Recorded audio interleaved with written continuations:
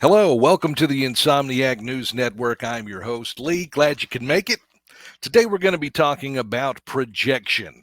Now, before we do so, I want to say a few things about my political leanings. I am a conservative. I am not a Republican. I am not a Democrat. Maybe more libertarian, maybe ANCAP, but that's as far as we're going to go on that for today. Today, we're talking about projection. Now, Psychology Today states that projection is the process of displacing one's feelings onto a different person, animal, or object, or attributing one's own uh, unacceptable urges to another. Seems to be happening a lot lately, especially in politics. So just remember, you need to think logically and carefully about what these people tell you. Let's start with information and the disinformation that the party in charge is spewing. Remember the Hunter Biden laptop?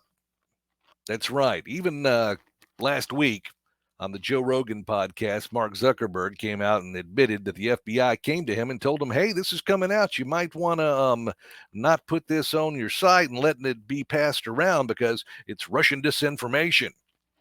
It's always Russia. You remember Hillary Clinton was always Russia, Russia, Russia, Russia, Russia, Russia. These people have Russia on the brains, but it's probably them that are actually doing it. Kind of like the Steele dossier that came out about Donald Trump's all his bad behavior and stuff. Now, I'm not defending him. I'm sure he has plenty of bad behavior. We all do. But they came out and said that he had people peeing on hookers and hookers peeing on him and all kinds of stuff like that. Well, turns out that's Hunter Biden. So disinformation. And it's all on his laptop. Then you had the COVID disinformation too by the party that was in charge. They went from, I'm never taking a vaccine created by Donald Trump to everybody's got to have this and we need to force it into everybody's arms. Yeah, that sounds rather authoritarian, doesn't it? But the info was that the jab was the only thing that worked. They discounted other treatment options such as ivermectin or hydroxychloroquine and even ridiculed people that even suggested that they might even want to take a look at it.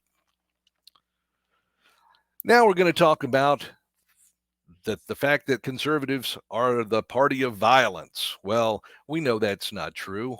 They had that in one little incident where a couple of people got killed on January 6th, but other than that, it was pretty much mostly peaceful.